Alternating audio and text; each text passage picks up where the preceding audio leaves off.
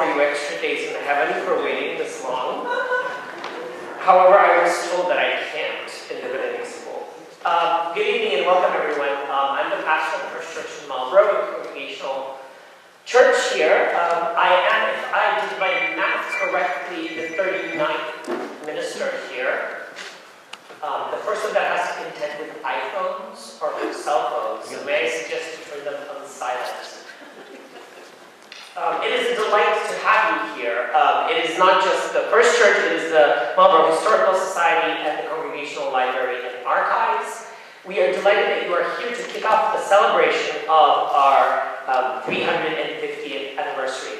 And of course, we have to do it with two caveats. Number one, it is very murky when actually Marlborough became a city or a town, and when the church was gathered, because if you know, in New England times, you could not incorporate a city if the city could not provide adequate taxation for a minister of the gospel. That'd be me. No matter what your religious persuasion was. So in theory, it was done in 1660, but it turns out I think people were a little bit too eager. And we did not settle Reverend Brinsmead until 1666. He actually was so disappointed with our ancestors, he went and preached Cape Cod for the 5 years in between. So we in First Church decided to mark our celebration from 1666, when on October 3rd, 1666, he was ordained and installed as first minister, as the first minister of what was then called the first parish of Marlborough. And it is from there that our history begins. Before I begin, you know, people have this opinion of Puritans, framed by Harry Miller, who said Puritans is that awful, stifling, sickening feeling that somewhere someone is having fun. And sadly, that has been our reputation for many, many years. It is completely not true. And I really hope that tonight's lecture we will help you discover the hidden treasures of First Parish, First Church in Marlborough, of Marlborough in general, and New England in general. And we are delighted to have here Jeff Cooper, who was a professor at the University of Oklahoma, who's been conducting research. And a couple of months ago, he called me and he said, we want to digitalize your records, and do you think you have anything interesting? And we said, oh, why don't you come by and have a look? And to our surprise, he found, not really our surprise, we are very well organized. Don't get me started. We were very well organized, and so he found a lot of church records, and this is what the lecture will be about that. So we are delighted that you are here. Following the lecture, there will be a Puritan service of 2.5 hours and a sermon of 1.5 hours, or alternatively, we could go through that door over there for reception. If you have to leave, there will be a basket for a free will donation if you wish. For this event, it is completely free will. We would like to have that proceed go toward the cost of Congregational Library digitalizing and preserving these records for us. So anyway, without further ado, I like the sound of my voice like all ministers. I give you Professor Jeff. Thank you.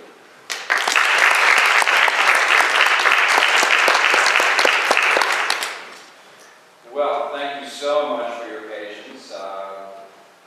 I'm a little bit shocked that we kind of conquered the technology here. I give it up. Where's Lee? Lee, thanks. We're marking the 350th anniversary of the Marlborough Church. That's a long time. I have a 7th grader. He was teasing me about being old.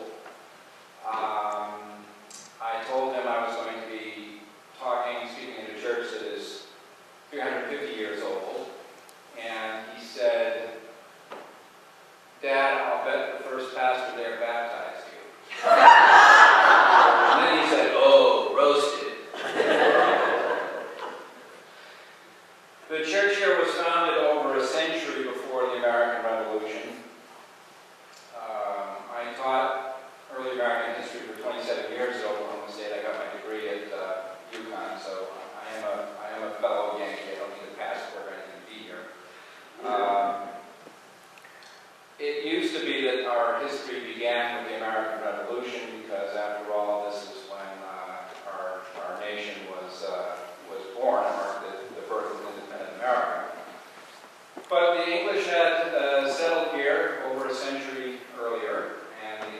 settled here in Marlborough over a century earlier. And over the course of that century, the colonists here established their own economy. They had established their own local governments and had grown very much accustomed to their local governments. And they felt far more closely connected to their own local representatives and the government in Boston than they did the government in distant England. And while they were certainly aware of their status as colonists, they had long ago begun to develop their own identity, especially here in New England. And it was an identity that was very closely tied to their religion. What I'm driving at is that our independence and the democratic culture that came out of the American Revolution had many different roots. So think of many different roots feeding into the same large tree. There's one root in particular that we're going to look at tonight, and explore tonight. That's the roots that stem from our New England congregational heritage. We all remember from grammar school that the Puritans came for freedom of worship, but it wasn't often explained to us just what that meant. So let me clarify that a little bit. The early New England settlers were not upset. They did not leave England over reasons of theology or belief. They were upset with how the churches in England were organized, how they were set up, how they were operated. For example, in England, the head of the church was the secular king. The first Congregationalists asked, where do you see that sort of arrangement in the Bible? For them, you couldn't find it in the Bible. The Church of England employed bishops and archbishops. The Congregationalists asked, where do you see that in the Bible? That's just a human invention. It's nothing that's found in the Bible. In England, ministers were often appointed by the state church. According to the New Englanders' reading of the Bible, local congregations should be allowed to elect their own ministers. That's not how it was done in England. So in short, the first settlers believed that local churches needed to be brought more in line with the kind of church organization and practices that they saw in the Bible. They hoped to establish local churches that would be purified of these English practices, and that's how they came to be known to us as Puritans. The specific form of church organization that they adopted was called congregational. What does that mean? Well, there are several central components. First, they argued that no outside institution should have authority over local congregations. Not kings, not neighboring churches, not larger churches, not even assemblies of ministers. So each church operated independently. Another crucial component that I especially want to focus upon was their belief that when local churches face decisions, these decisions should be reached by the local congregation. The local congregation, along with the church officers, should share in the decision-making process. Thus, local congregations elected their own ministers, and no minister or church could take any formal action without the consent of the people in the pews. So we don't eat until the folks say so. Looking back, later generations understood, American scholars understood, that this arrangement was unusual for those times, and that the inner workings of these congregational churches in New England were somehow important. Why would it matter that they let the people vote in church affairs back then? Well, it matters because 350 years ago, when this church was established, the most important decisions that these people faced were the ones they made in church. In this different and in many ways very alien culture, politics for these people meant church politics. Politics were exercised in a different arena relative to today. What are the most important votes that you're going to cast in the coming year? Well, probably a lot of you are thinking about Hillary or Bernie or the Donald or something like that. But let's imagine it's 350 years ago and we flag down a local farmer. And we explain to him that he has some votes to cast in the next day. He's He's going to have to vote for a representative to send to the legislature in Boston. He's going to have to vote on money to repair a washed-out bridge. And he's going to have to vote on what sort of church disciplinary measure to apply to Goodman Benham for his most recent misbehavior. Do we issue a warning, or does this rise to the level of excommunication? Now, should we ask the farmer, out of all these votes and decisions, which is the most important to you? He would look at you like you were crazy. Because an excommunication is something that dealt with the eternal soul. Excommunication was literally a fate worse than death. This was a far more important than anything that you would face in the secular world. So if we're to grasp their understanding of politics, their political principles, their understanding of how should decisions be made, what sorts of powers should leaders have, what sorts of powers should the ordinary people have, what sorts of rules, what sorts of constitution do we adhere to? To understand our political thinking, we don't need to understand so much how they make decisions in town meetings. We need to understand how they made decisions in local churches, because it was in local churches that they made the decisions that mattered to them. They said that, they wrote lots of tracts and treatises about congregationalism and church government. They said that ordinary people should vote. But did they? What were ordinary people allowed to vote on? Were they meaningful votes of real consequence? What was the process? Who exercised authority? And how? Again, this is very important and kind of counterintuitive, but you have to remember, back then, 350 years ago, ordinary people were not invited to make the most important decisions facing a society. The Congregationalists claimed, yeah, we're inviting ordinary people to make those terribly important decisions. When I became interested in these questions decades ago, countless writers had worked on or were working on many different dimensions of colonial congregationalism. The earlier books said very simplistically that the Congregationalists were the fathers and founders of American democracy because, after all, the people could vote.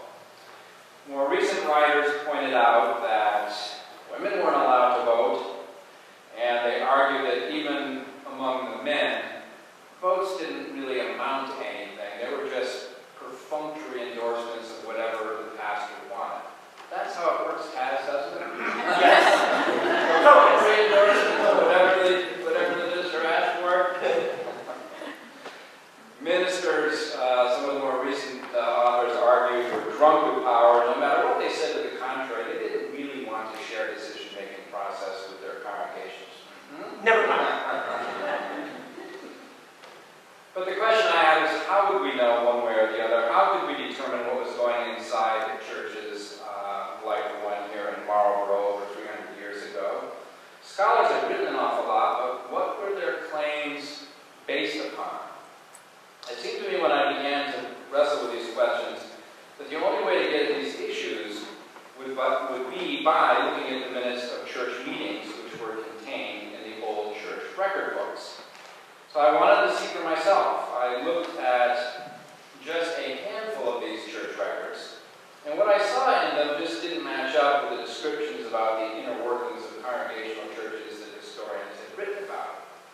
So I re-examined the history books. I looked at the footnotes. Maybe they assume that you're not going to do that. Well, I did. I looked at the sources that they based their descriptions upon, and it turned out that they hadn't looked at these church records. And I thought, how can you understand what's going on within the churches? How can you write about it without looking at the church records? And I thought to myself, why haven't they looked at the church records? Well, my scholarly advisor produced for me an inventory of Massachusetts church records that had been completed in the 1960s. That is illustrated here. It's a massive 715-page tome. It explains which church records remain in Massachusetts and where they are located. The inventory helped me to understand why nobody had looked at these documents. It's not that there aren't church records to be examined. Useful records remain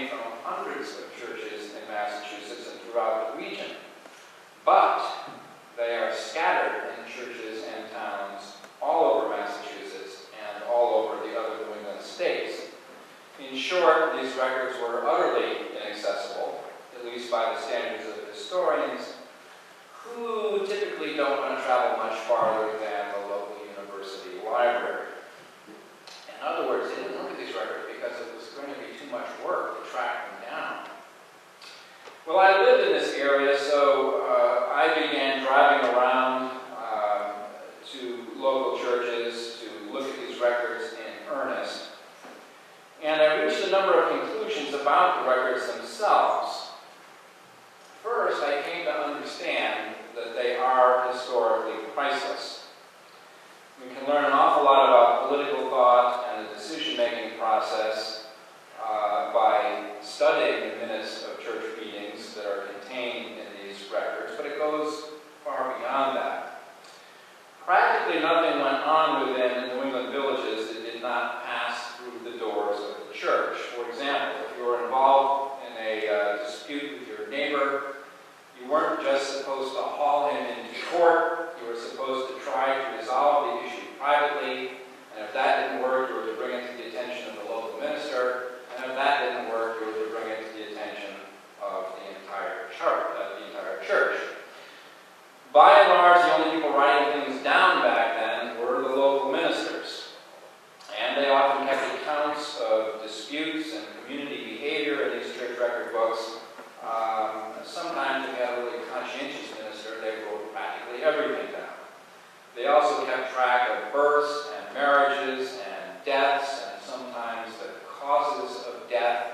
And these are the only what we call vital statistics or genealogical data that we have from the 1600s and the 1700s.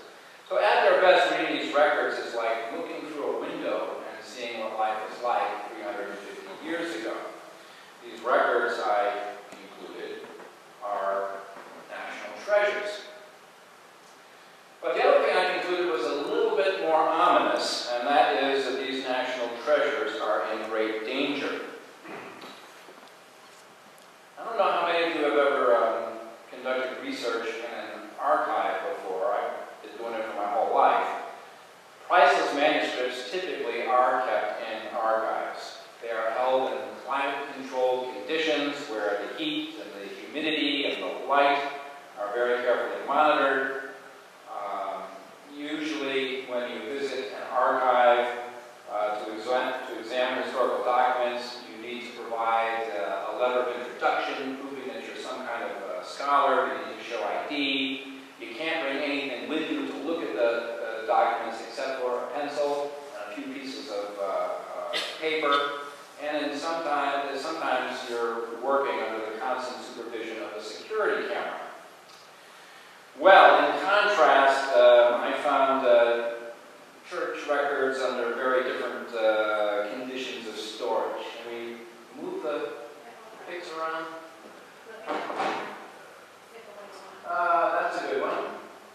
I found church records stuffed in file cabinets pretty routinely. This is from Granville, Massachusetts, a very similar scene from Stoneham. Next one, please. Here. Stuffed under the desk of the secretary in Georgetown, Massachusetts. Next one, please. Middleborough. Priceless historic documents in the pastor's coat closet. Literally, look, this is a garment bag. So you've got, records that belong in some kind of museum, and they're in the pastor's coat closet. Next one, please. Ipswich, behind the Christmas trees. These cabinets were all covered up with the Christmas trees, and I got them to move those so we could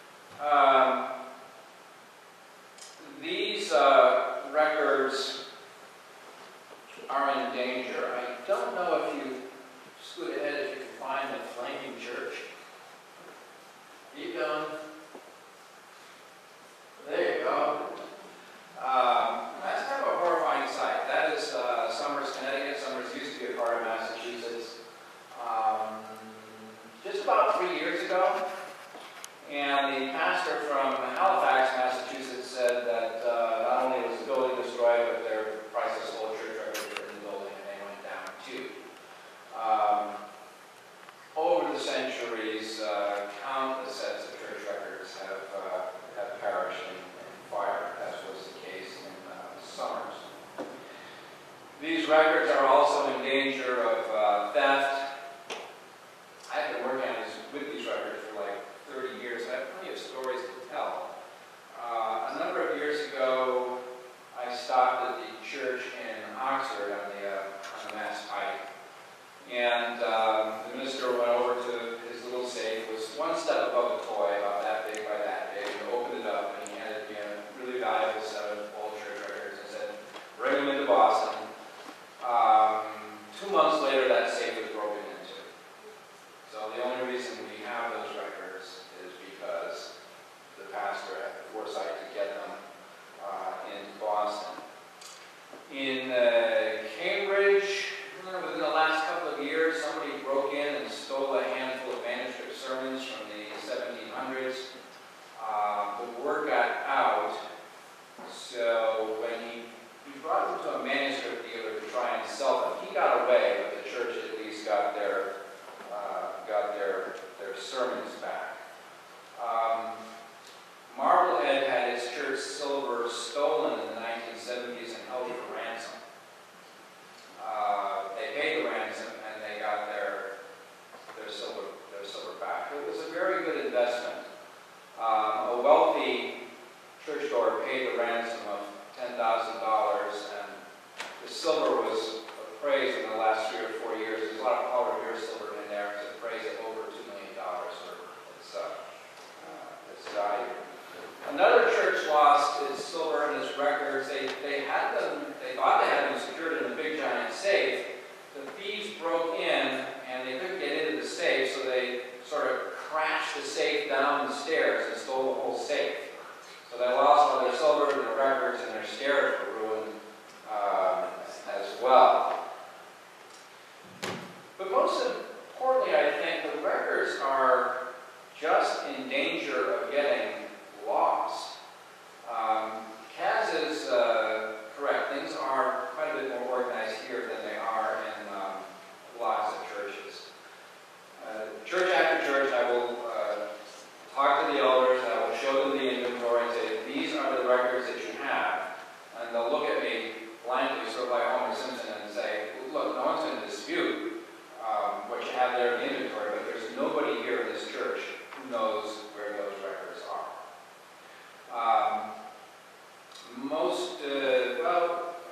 Maybe half, 50-50 in terms of whether a church has a quote-unquote church historian.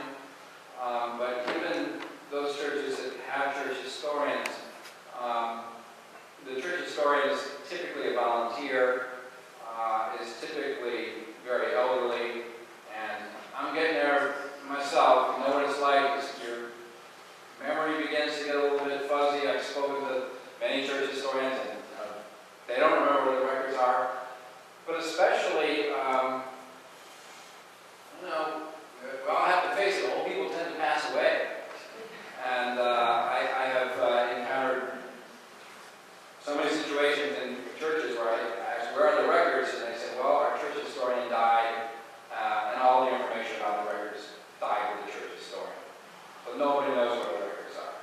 They might be somewhere in the church. They might be in the local library. They might be in a bank. They are just lost. That's happened time and time again.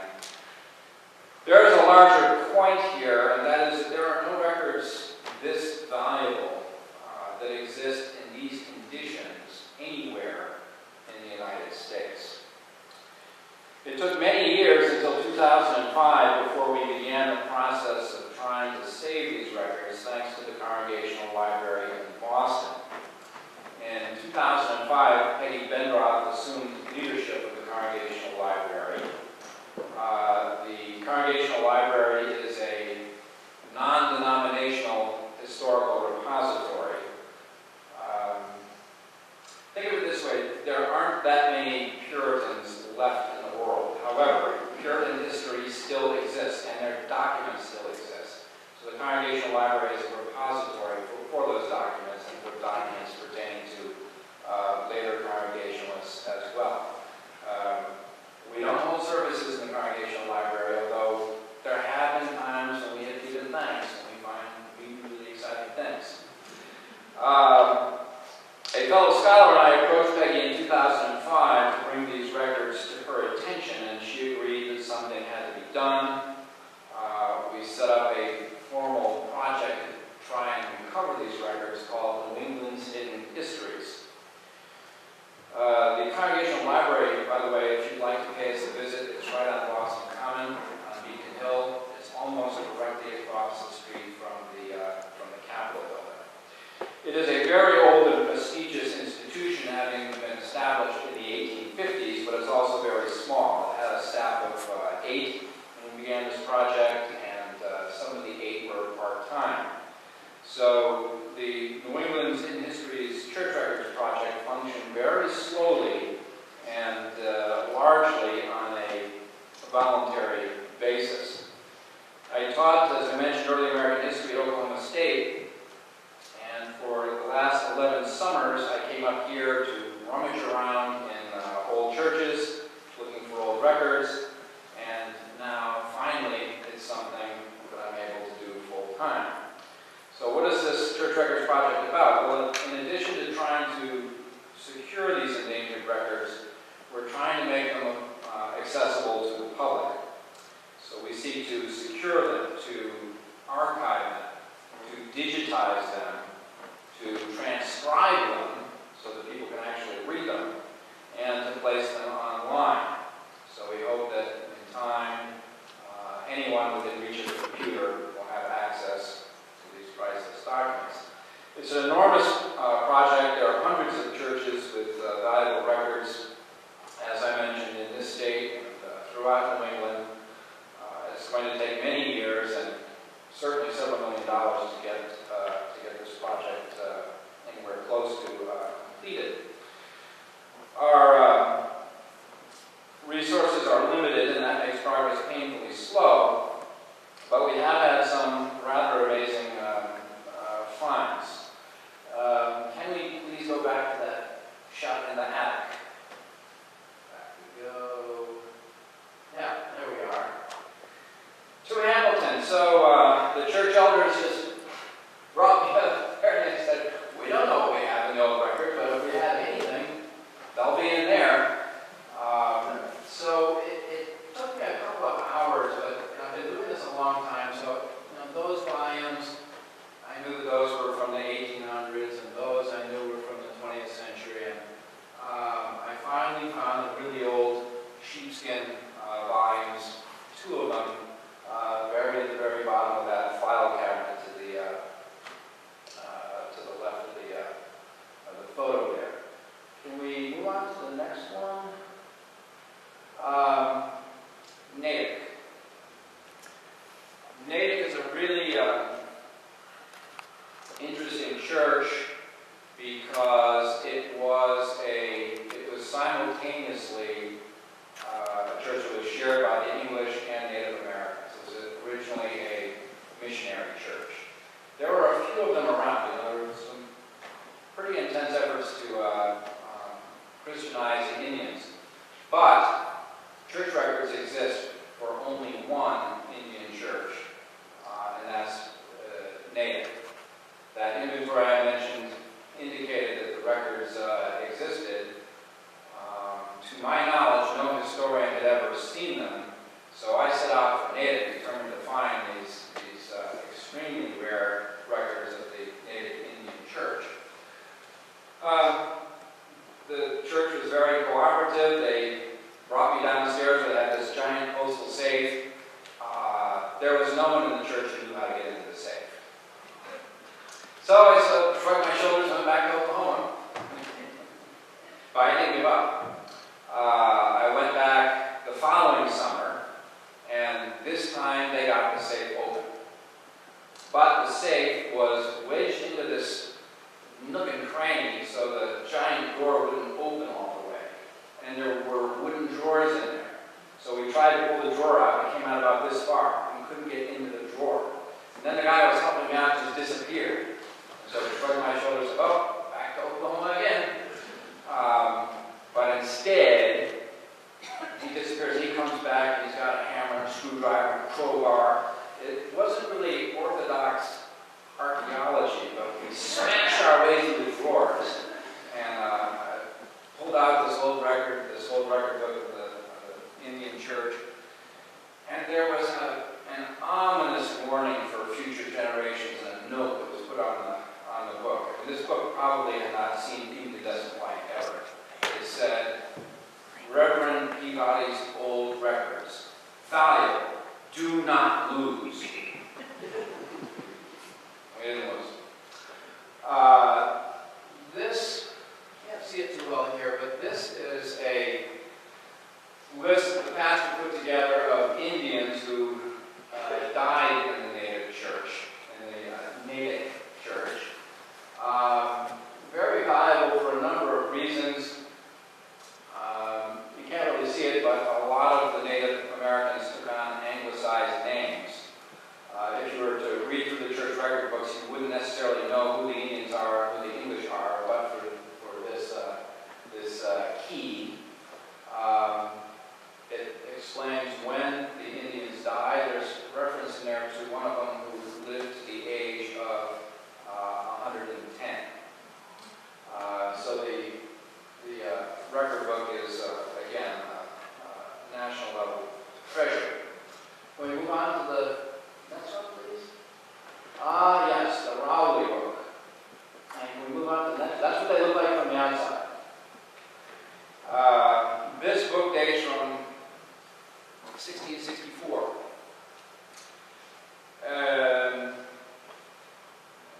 I first went to Raleigh in 1990.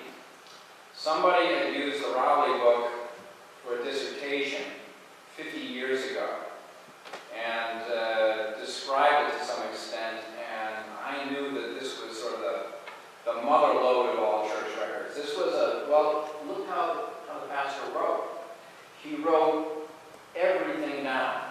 If a couple of churchgoers came in and they had a dispute and they discussed it with the minister, he heard them out, and as soon as he left, he just sat down and wrote page after page a virtual audio recorder. And documents like this just don't exist from early American history. For example, a document where you're actually going to have dialogue. He said, she said, he said, etc. So I was so excited to get to Raleigh and have a chance to look at this volume that, again, I don't think anyone had ever looked at it before, other than this one person who used it for a dissertation.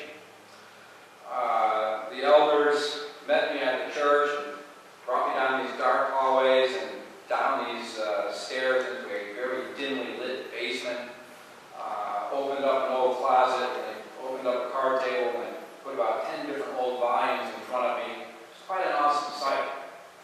But I started leafing through the volumes, and this wasn't there. So I said, where's the first one? Where's the Phillips book? And they looked at me blankly. Phillips book? What are you talking about? And then I pressed them and told them how important it was, and they said, we're sorry, Dr. Cooper, this is all that we have. And I said, how could this happen? And they said, well, you can guess. Our church historian died a year ago, and there's nobody here who knows where that record book is. Well, again, this one was so valuable, I really couldn't take no for an answer. I explained to the church elders how valuable this book was, probably as valuable as any document that exists from early America. And I told them they just had to find it. So I called them every 2 or 3 years and asked if they had made any progress, and every time I was sort of shot down. But they said that, the word is out if anyone somehow stumbles upon it. But finally, I was in my study in Oklahoma one night in 2007. The phone rang. This is 17 years after I discovered this volume was missing. And David Irving, the new church historian there, said, Jeff,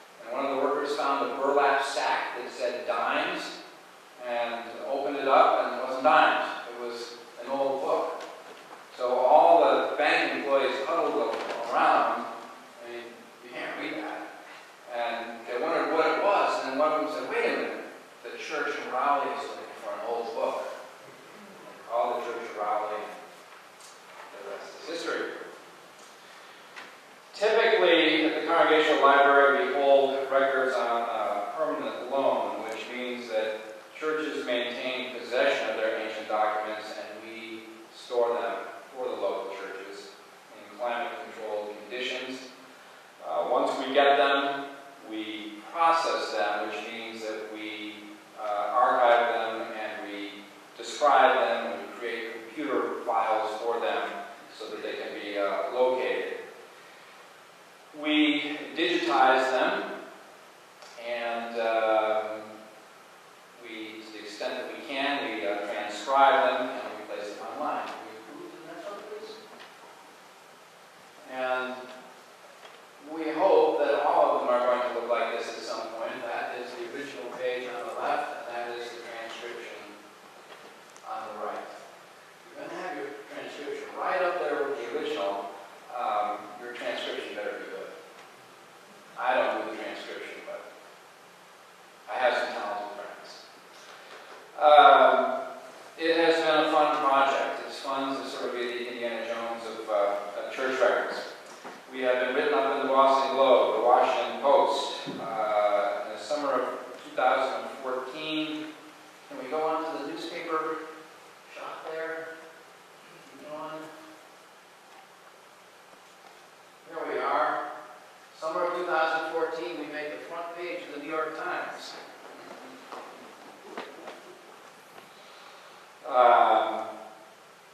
I knew that we were going to be in the Times because I spent 3 days with a reporter, and I called him up and said, how on earth did the story end up on the front page? He said, I don't know. I turned it into the editor. He said they thought that our national and worldwide audiences would be absolutely fascinated with the story of what you're doing. So that's pretty cool. That was followed by a worldwide broadcast from the BBC about what we're doing.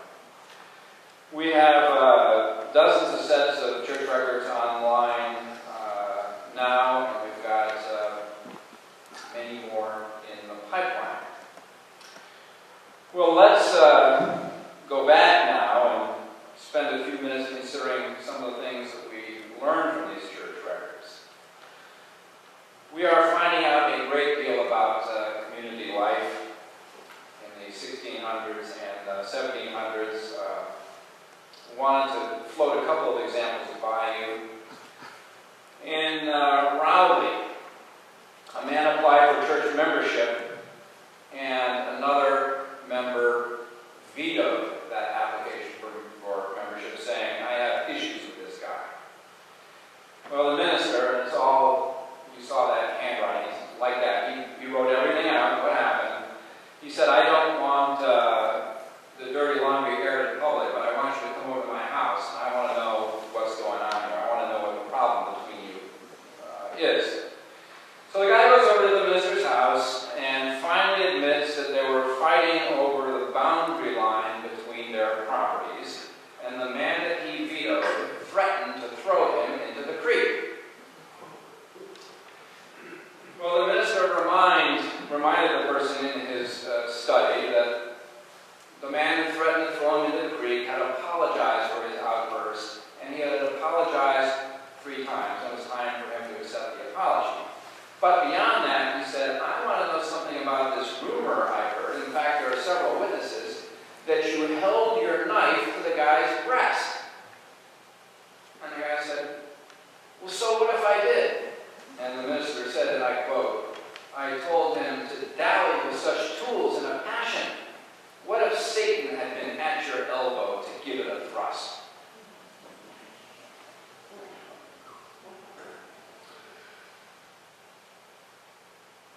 In the Chelmsford records, we find out that the Puritans weren't always so pure. The anecdote I'm thinking about was this fellow who got up in the middle of the night because he had to go to the bathroom. And there had been fresh snowfall, and there was a full moon. So it was a very bright night. He looks out the window, and he sees somebody put a ladder next to the house next to him. Put a ladder against the house next to him. Scurry up the ladder and go into the window. So the person who got up to relieve himself stayed up all night long.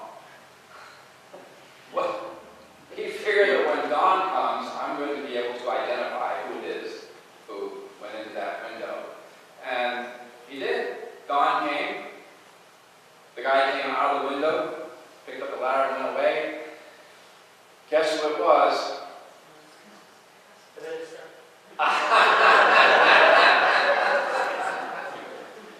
No.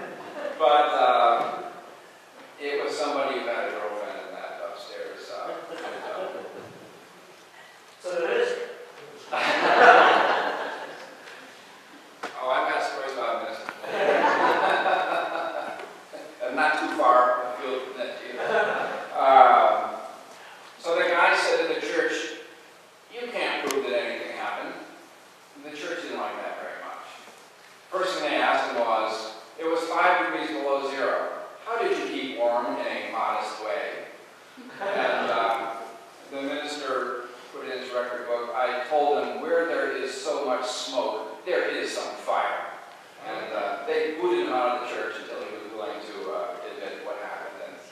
And in time, he did admit it. Let's see, can we go back a couple? Keep going, keep going, keep going. There we go. We are learning not only more information about Native Americans, but other underrepresented groups like slaves. I showed you that coat closet in Middleborough. We found 400 lay statements of faith in that closet. In other words, to get into the church, you had to give a little bit of a spiritual autobiography to the church to indicate that you were saved or converted. These are really, really valuable documents because ordinary people typically didn't write things down. Plus, these things are very autobiographical. People would explain, I was living in such and such, and this was my job, and then I felt the stirrings of the Lord, and so on and so forth. This particular relation of faith is terribly important because it was written by a slave, and it was written by a slave in his own hand. It is the only such example that exists in America, and this is something that we unearthed a couple of years ago, and it has been published. Let's see. Go back toward the end. That. We found a great number of these lay statements of faith in Sturbridge, and an awful lot of them were written by women. It's very, very difficult to find out what women were thinking about in the 1600s and the 1700s because, again, relative to men, they didn't write much down. So these documents, and you see the condition they were in, they were just stuffed in a box, and some businessmen had them in the safe until I came along. Now we've got them all unfolded and digitized and transcribed, and they're very fascinating insight into the life of women in the 1700s. I don't think we have a picture of it. I also found a really lengthy account written in a church record books of a woman who was excommunicated in Marblehead.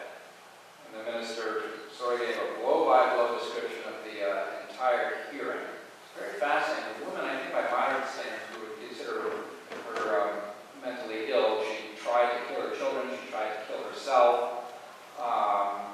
But they didn't really have much understanding of the concept of mental problems back then. This is just someone who was behaving inappropriately.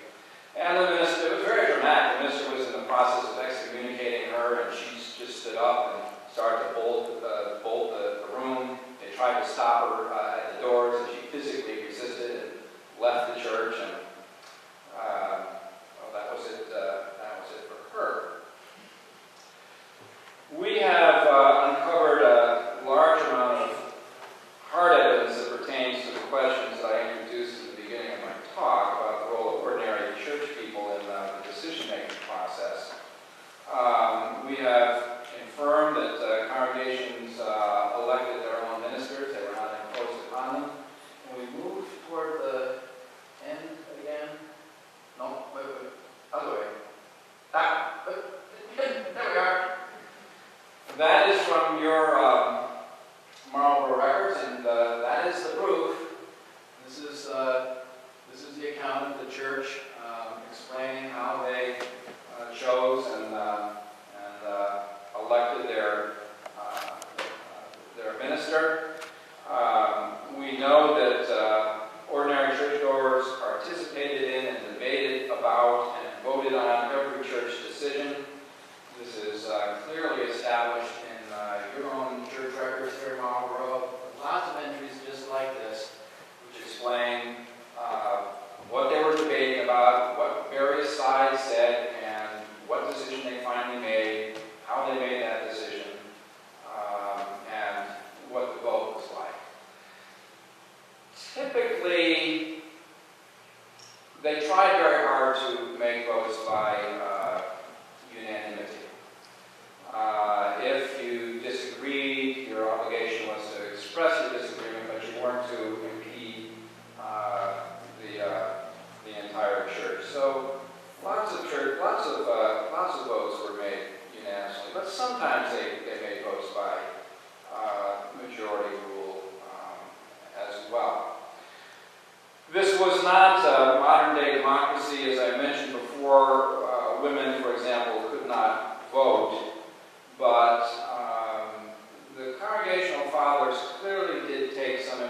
steps, at least in the direction of democracy. They very much valued popular participation. They believed in constitutionalism. Every church ratified a document called the Cambridge Platform, which was a 40-page description of their church organization. This is what the pastor can do, this is what the pastor can't do, this is the right of the liberties of the people, this is what a deacon is supposed to do. And they called this their constitution of church government. And it was something that everyone was supposed to abide by. They felt it was drawn directly out of the Bible. So you didn't have ministers getting into the pulpit and saying, look, we have to elect a deacon today. And the Cambridge Platform says we do it this way, but I don't want to do it that way. This is how I want to do it. Any minister who said that would find himself fired in very short order. Churchgoers maintained a right to dissent. In fact, if you thought that your church was about to engage in something unhealthy or contrary to the Bible, it was your duty to dissent. You would get in trouble if you thought your church was doing something wrong and you kept your silence. We have a letter, we can go one more over, right there, from your records from one Brother Woods. This letter was written, I believe, in 1634, and Brother Woods complained that the vote to elect Reverend Benjamin Kent to the pastorate in Marlborough in 1733 had been conducted improperly. He complained that the church violated standard practices by electing a new minister before the church had an adequate chance to explore the new minister's theological beliefs, and most importantly, once Brother Woods had a chance to listen to a few sermons, he insisted that the new minister's theological beliefs were not orthodox. Protestants back then believed, as they believe now, that salvation comes through grace, it's a free gift of God. Brother Woods accused the new minister of preaching Arminian doctrine, the idea that you could go to heaven simply on the basis of your performance of good works. And he wrote in his letters that the founders and all the other churches would find these doctrines, quote, odious. And he insisted that the church do something about it. So they said, well, what do you want to do? And he said, I want to call on 4 or 5 neighboring ministers to come to the church and quiz this minister on his theology. I think he's going to be found wanting. Well, the minister handled this matter as he was supposed to. He simply put it before a vote to the congregation. This is the member's request. He wants to bring some ministers in for the quiz. How do you people vote? The church voted unanimously that this does not need to be done.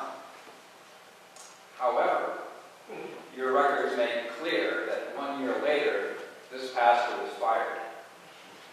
So I have a feeling that Brother Woods was onto something. And again, he felt that he was just doing his duty. So did they solve this internally? Did they save money? Or did they decide to investigate it themselves? Did they save money by avoiding the other? It was the minister keeping the records, and I don't know, I haven't had a chance to really go thoroughly through the Marlborough records because I just picked them up. But I don't know that the minister would keep a lot of detail on his own firing. So we know he was fired. Actually, the history book. He was fired. It's actually one of the first cases, and this is not me being smart. There's a book. So he was actually accused for saying injurious things to neighboring ministers and for denying the doctrine of the Trinity. So this is one of the first cases of Unitarianism. And the ministers, the council came in and judged those accusations to be right. He was dismissed, though, and behold, he didn't go out, he did the reverse. He went to Boston and became a lawyer. And was known for his eccentricity and wit and apparently a great dislike to the church. So it seems Brother Woods was right. Yes, yes.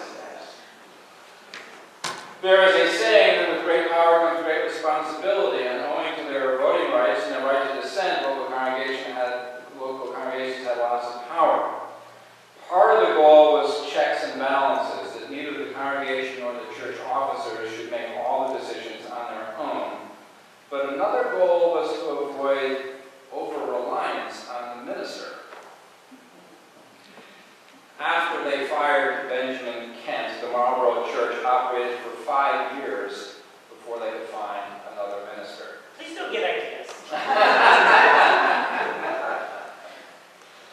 But for 5 years, the ordinary people had to run the church on their own. But owing to their extensive participation in church affairs all along, they knew how to do it. In 1740, they hired one Reverend Aaron Smith, and he pastored for the next 38 years, I think, until his death. I also discovered a document in your file cabinet that shows that every, I'm thinking maybe 3 times a year, 6 or 7 neighboring ministers convened here in Marlborough to debate upon issues of importance within their local churches.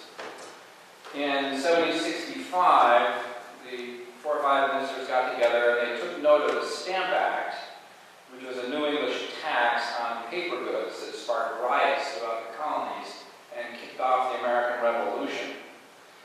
The ministers devoted 1 sentence to this event, an event that would change American history and maybe the history of the nation.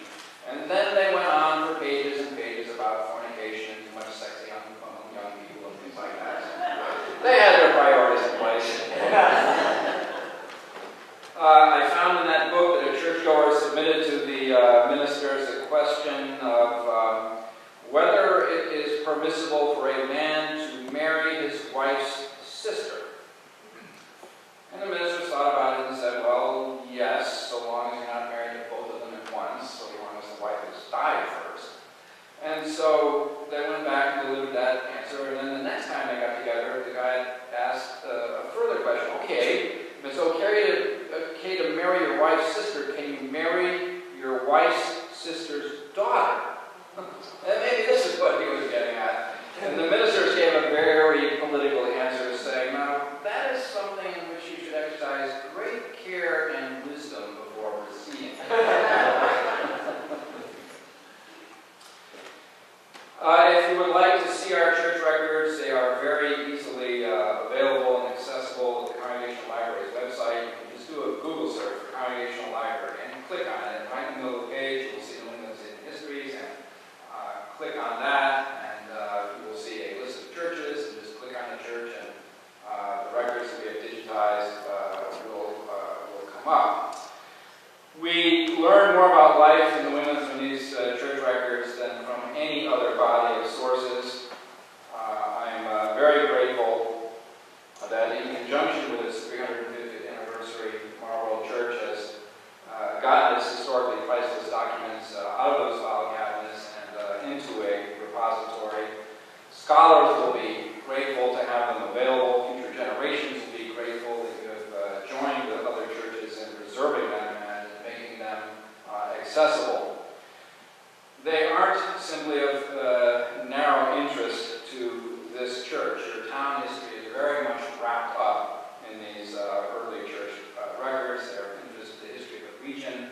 They're of interest to the history of our entire nation.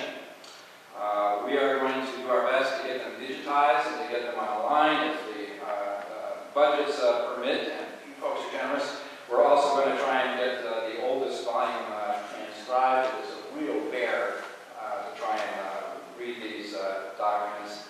And we'll be more than happy to forward our digital copies of everything to the Historical Society here and, of course, to the church. I thank you for your attention, and I'm very happy to answer any questions you might have.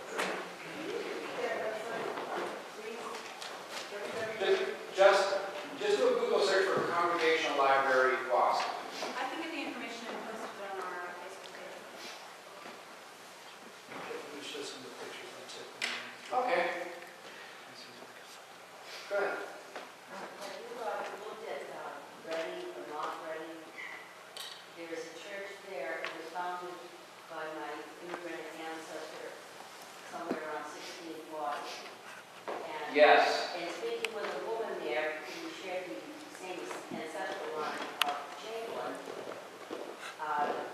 she said that there are documents that are in the vault of the church that the Commonwealth would love to get their hands on. And I Well, don't we'll know beat if them to we're it. in I'm sorry. So we'll be into it. These were Funny that you should ask, because Reading has a great set of church records. I mean, they're not evil. Some ministers were much more conscientious than others, and the Reading ministers did a great job of keeping really full church records.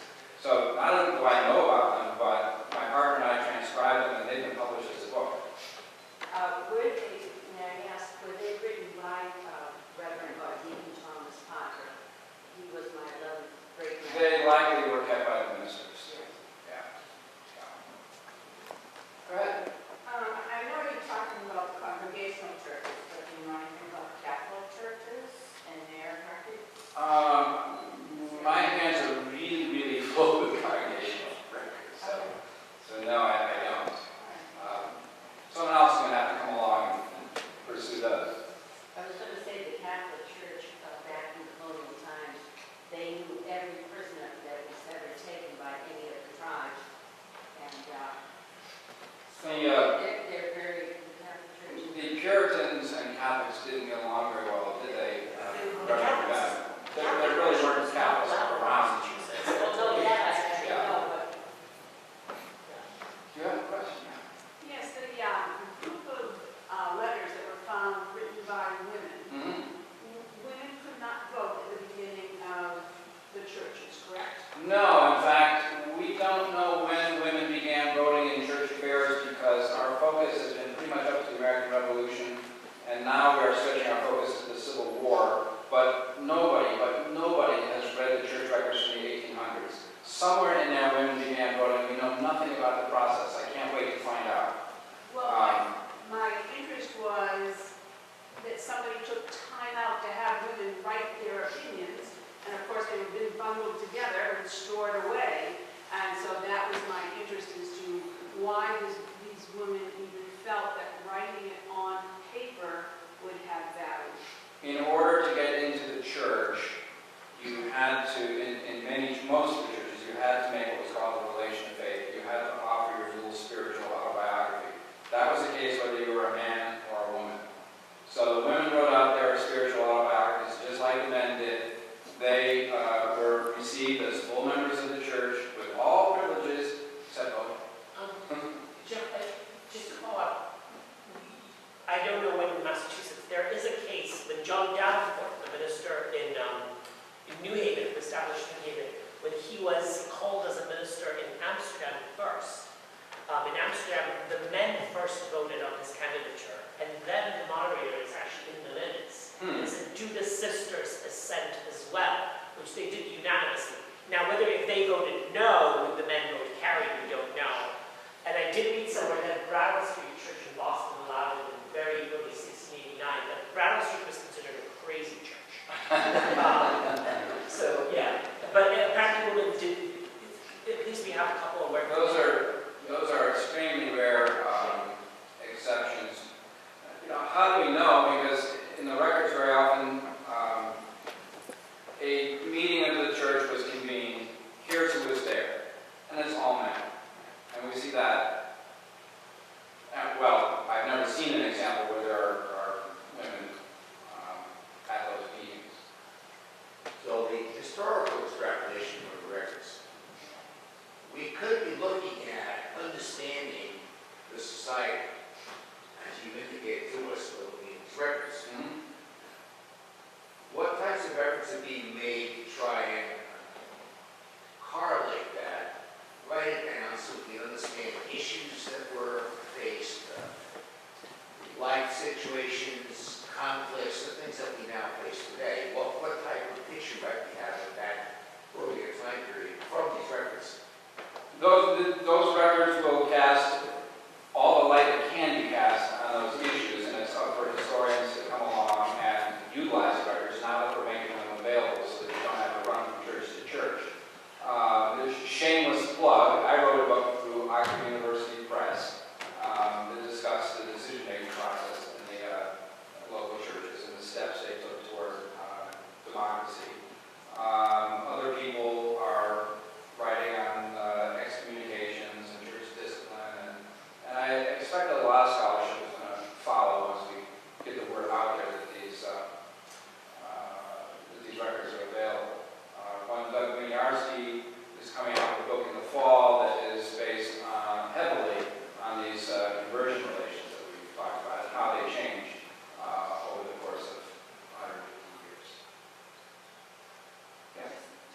on to what the gentleman said, in the turn of the last century, there was a huge amount of interest in the colonial period.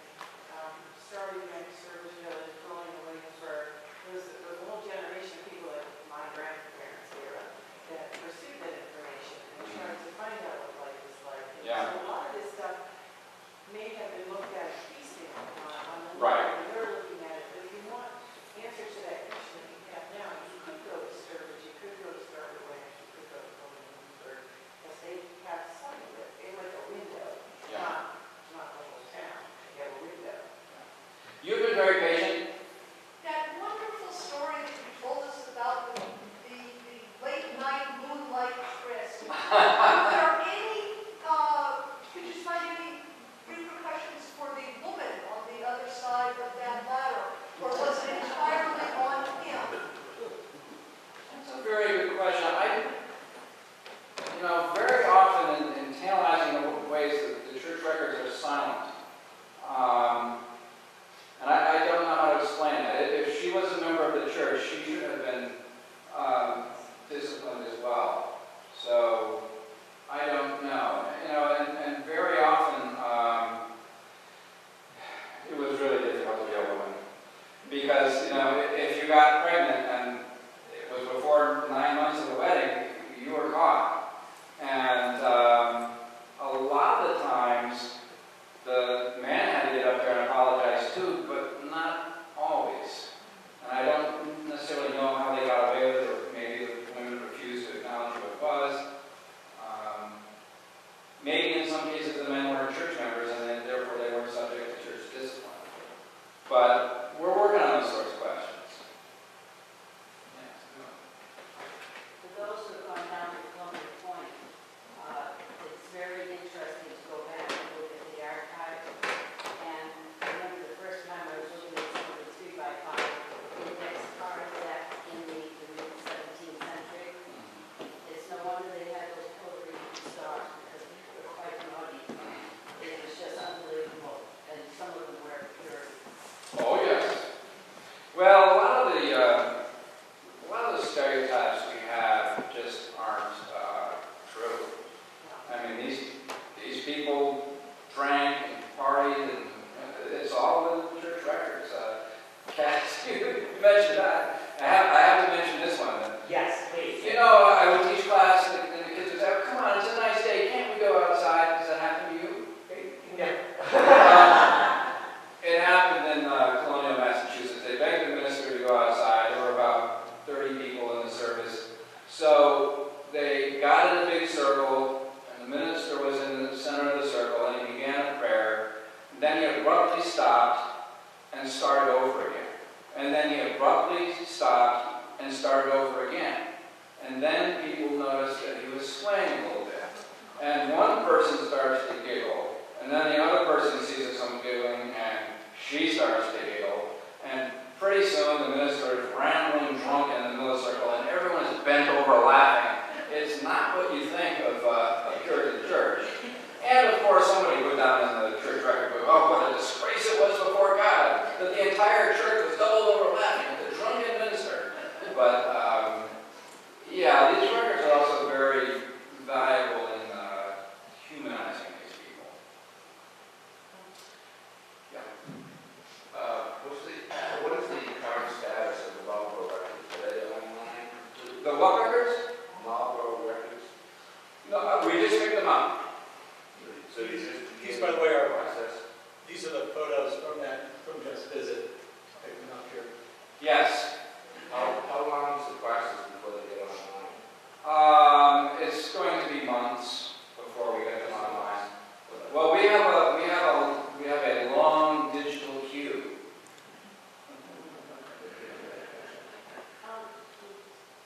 They will go up, but it does take time. We're operating this thing on a shoestring.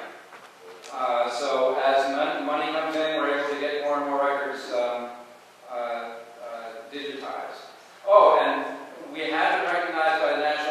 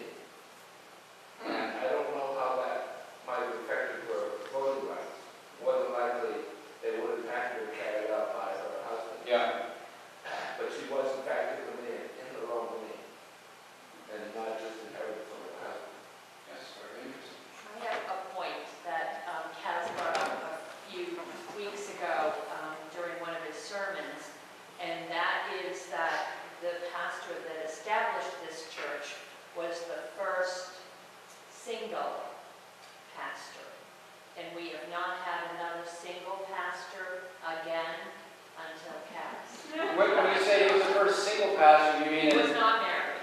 but in Massachusetts or? He was in- Yeah, those are the few single ones. But we haven't had a single one since 1668. And let's just go with single. Okay.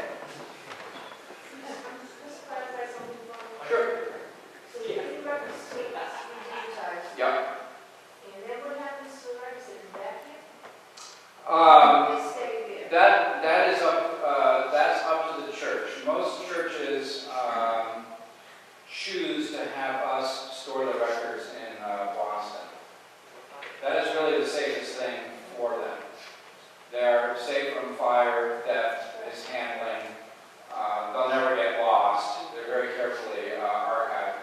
But again, the relationship we establish is one of permanent loan. You know, the records have been with this church for over 300 years, and I am loath to sever the relationship between the church and its documents. So the church still owns them. And if, you know, any church wants them back, they can have them back. It's just that no church has ever come to us and said we want them back. So this is the time when the minister takes over and exercises power. Let's have a So vote. my suggestion is we thank you again, Professor Cooper, for coming in and talking to us. He is available to ask more questions at the reception for those of you who so wish. The